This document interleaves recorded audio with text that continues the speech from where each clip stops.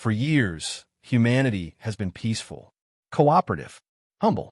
They joined the Galactic Council quietly, offered help, signed every agreement, until suddenly they stopped.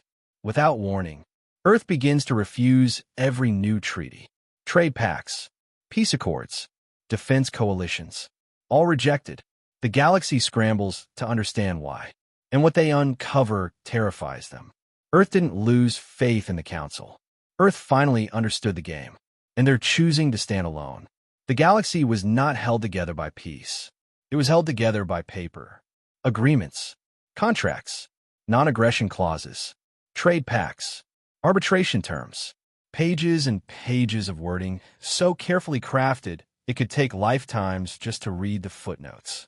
This was the treaty age, an era defined not by unity, but by obligation, where no species trusted each other fully. So they trusted the system that told them when they were allowed to act. It worked, or at least, it kept things quiet. No one fired first, but everyone was always preparing to. And into this tangled nest of caution and compromise came humanity. They didn't arrive with fleets, didn't claim territory, didn't posture or grandstand. They came with questions. They studied, listened, translated, and when they were finally offered a seat at the table, they accepted it without hesitation. Some species called them naive, too trusting, too eager. But Earth just smiled, signed every document, joined every committee, agreed to every condition, because humans had seen treaties before, and they knew what to look for. They weren't playing to win. They were playing to learn. For decades, Earth was the ideal member. Reliable, helpful, predictable. They mediated disputes, built infrastructure, sent relief to disaster zones before aid was even requested. And through it all, they signed everything. They aligned with the Joint Defense Grid. They joined the Cooperative Resource Accord. They even agreed to planetary sovereignty waivers, something no other young species had ever risked. And they never hesitated. Not once.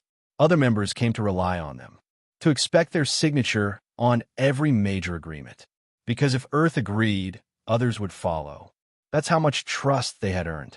One council diplomat even said, "The Terrans are glue, quiet, soft-spoken glue holding the whole structure together."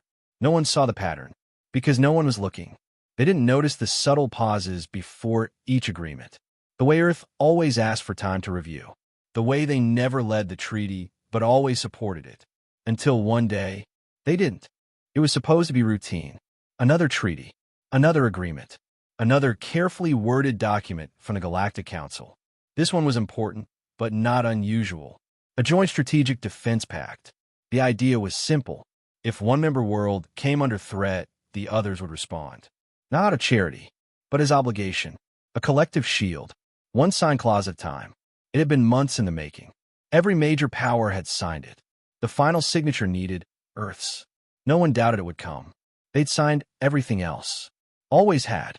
Always did. But the day passed. No signature. 2 days. 3. Council envoys reached out. No answer. Messages. Requests for clarification. Press channels opened. Still nothing. Until day 6. A single communication. From Earth. One sentence. "We decline." That was all. No explanation. No revision. No suggestion of compromise. Just 2 words. And the silence that followed hit harder than any battle could have. The council chamber paused. Not because it was a problem, treaty refusals happened. But not from Earth.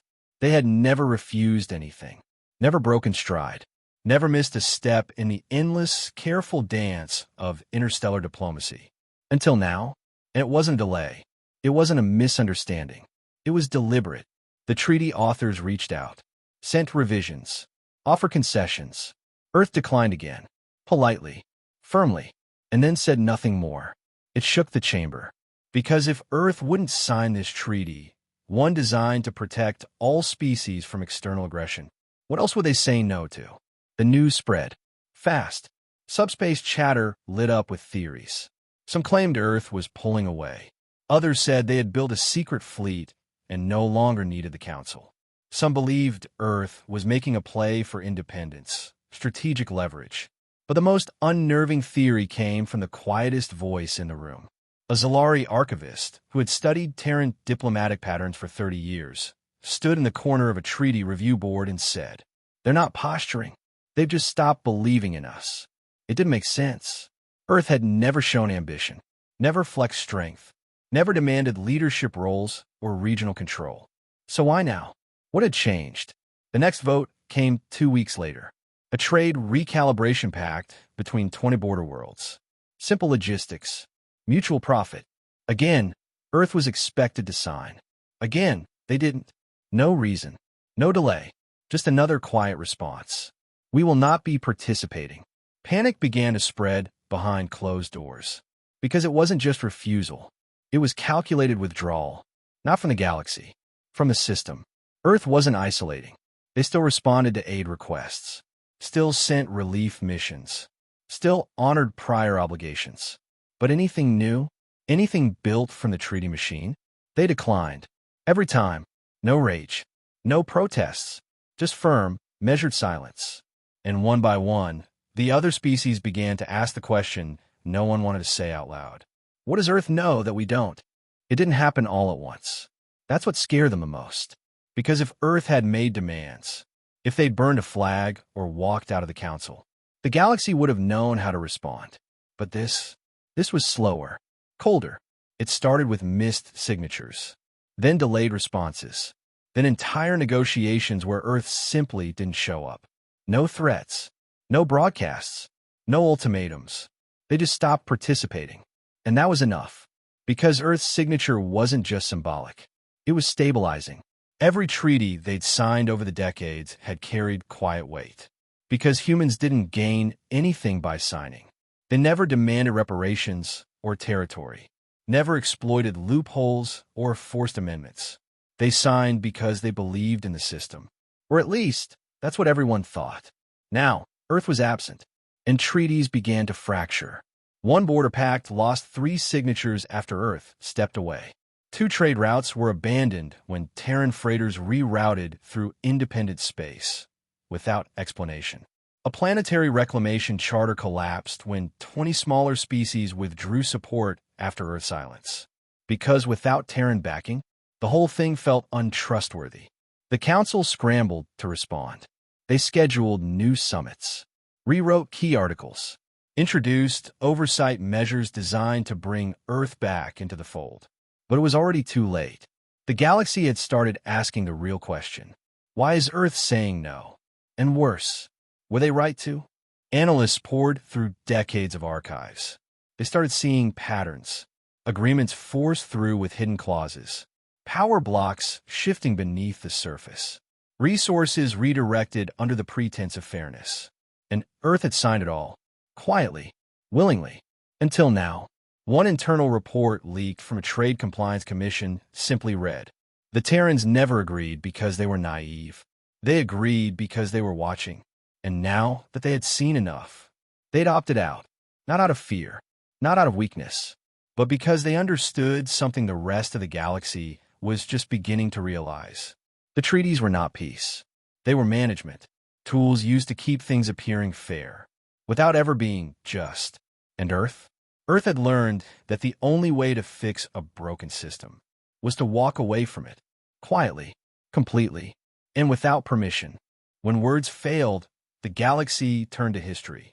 They wanted to understand why Earth, of all species, was turning its back on the very treaties it once helped shape. So they went looking, not in Terran embassies, not in council records, in the past, in the archives no one read anymore. The old reports, the ones filed quietly decades ago, during Earth's first contact period. They found silence. And then stories.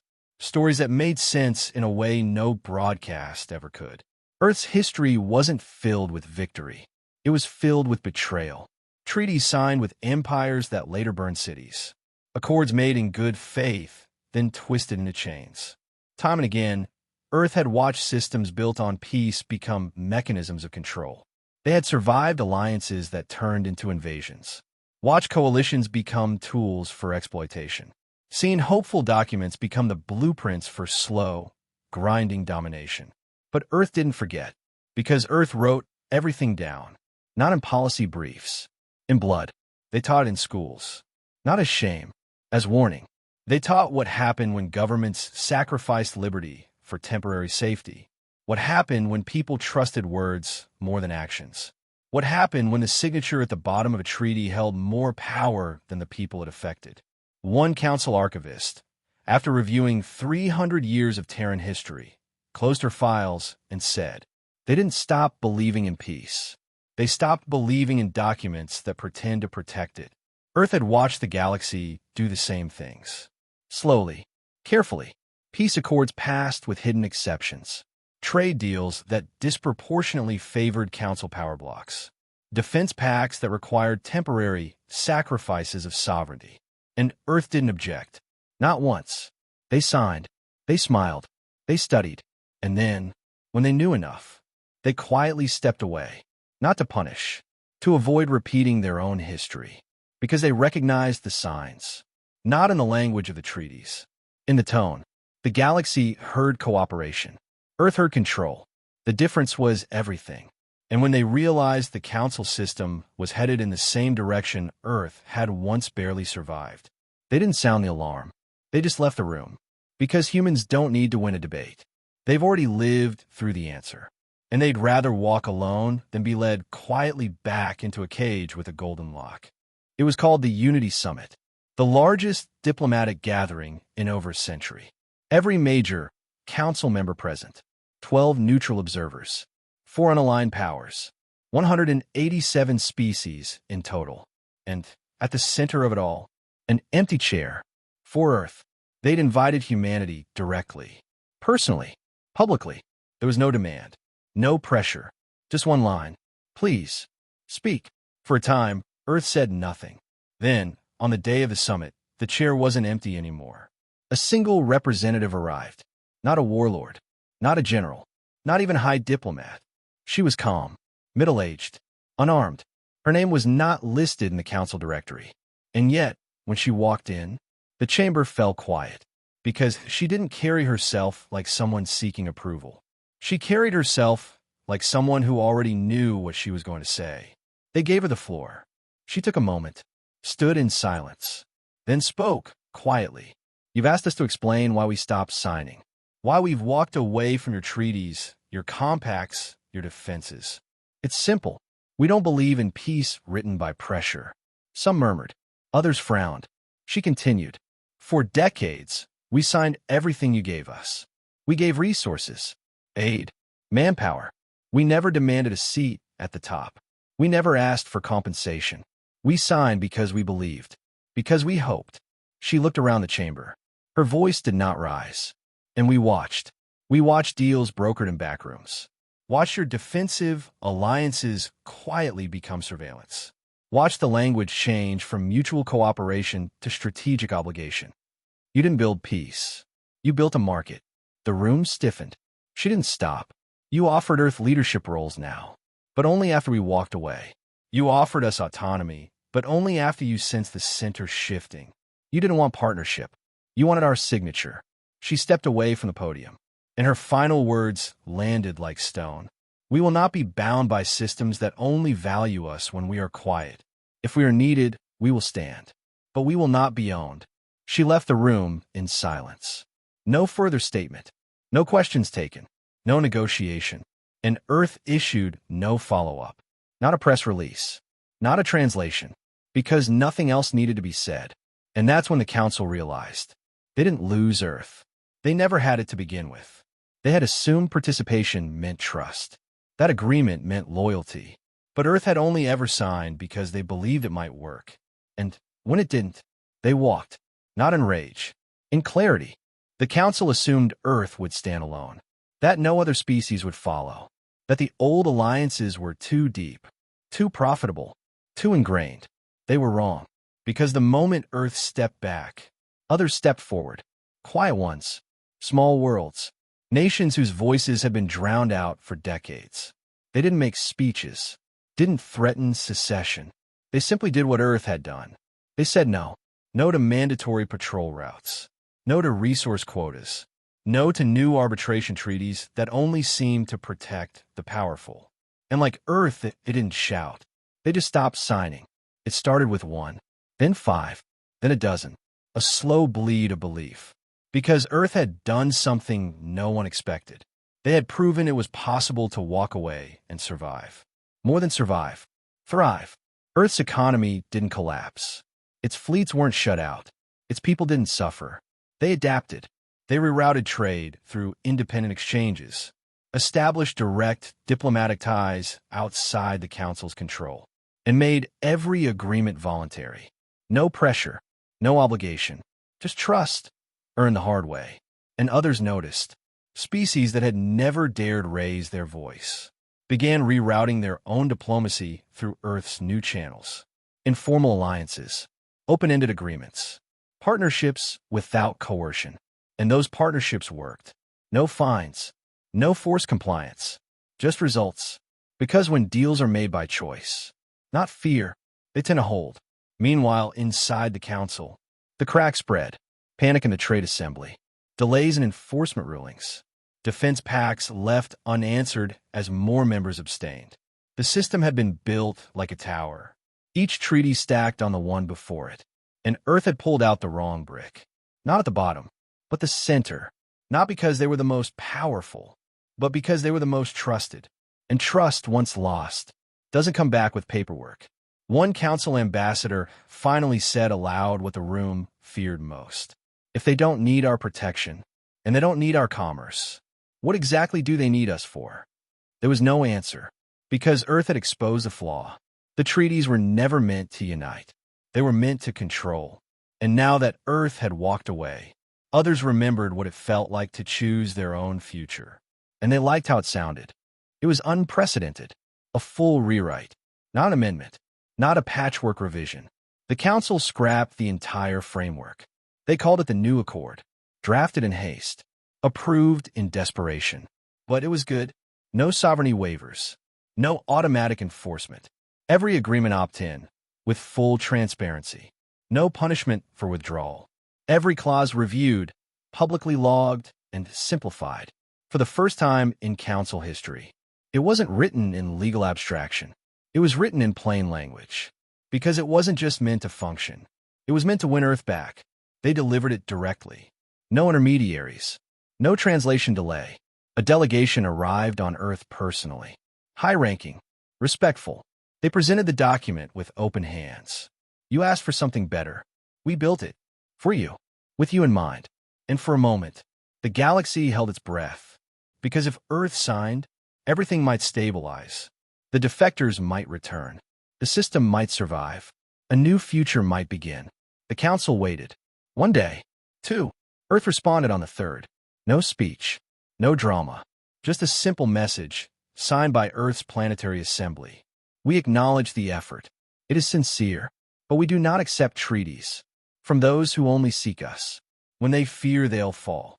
Silence. The delegation stood there, frozen. Not in anger. In shock. Because this wasn't rejection for power. It wasn't ego. It was principle. Earth didn't want control. Didn't want guarantees. Didn't want to write the new rules. They just didn't trust the intent. Because good words written in a moment of panic aren't the same as truth held over time. The Council had reformed out of fear. But Earth had already moved on. They had built something else. A quiet network. A slow-growing alliance of mutual aid and unspoken rules. No flags. No signatures. Just trust. And they weren't going to give that up.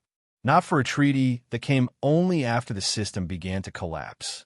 Because to Earth, the real test of peace isn't how you act when everything's falling apart. It's how you act before. They didn't isolate. That was the strangest part. After all the refusals, the silence, the treaties left and signed, Earth didn't retreat. They stayed present. Their ships still crossed trade routes. Their medics still responded to crises. Their relief convoys still arrived, faster than most. But when someone tried to bind them in ink, they said the same thing every time. We'll help, but not because we're obligated, because it's right. And slowly, quietly, others began to follow. It wasn't a revolution. No flags were raised. No declarations made. Just a shift. More species began turning away from the central system. Not to destroy it, to move beyond it. They built new relationships, based not on signatures, but trust. Aid exchanged without enforcement. Defense agreements made with nothing but a handshake and a shared understanding. And somehow, it worked. Conflicts dropped. Trade stabilized. Small worlds, once overlooked, thrived. Because no one was being forced. Everything was a choice. And Earth? They never asked to lead. They just showed up, did the work, and left quietly, without asking for recognition. The council remained. Smaller, quieter, still useful in some ways, but no longer set the tone. That belonged to Earth now. Not through power, not through policy, through presence. Because after everything, the speeches, the panic, the rewritten treaties, humanity had never been fighting the council. They had simply refused to forget what peace actually means. It doesn't come from pressure. It doesn't come from fear. It comes from integrity, from the courage to say no, even when the rest of the galaxy is still pretending that yes is the only option. One ambassador, long retired from public life, summed it up best in a quiet interview. They didn't break the system. They just proved you never needed one in the first place. If you were willing to do the right thing without being told. And Earth? They just kept walking, helping when asked, defending when needed, leaving when they weren't wanted, and never once signing a treaty again. Because they didn't need paper to stand for something. They stood on memory, on principle, and on the belief that peace means more when you don't have to be forced to keep it. Final line, calm, honest human. We don't need signatures to know who we are. We remember, and that's enough.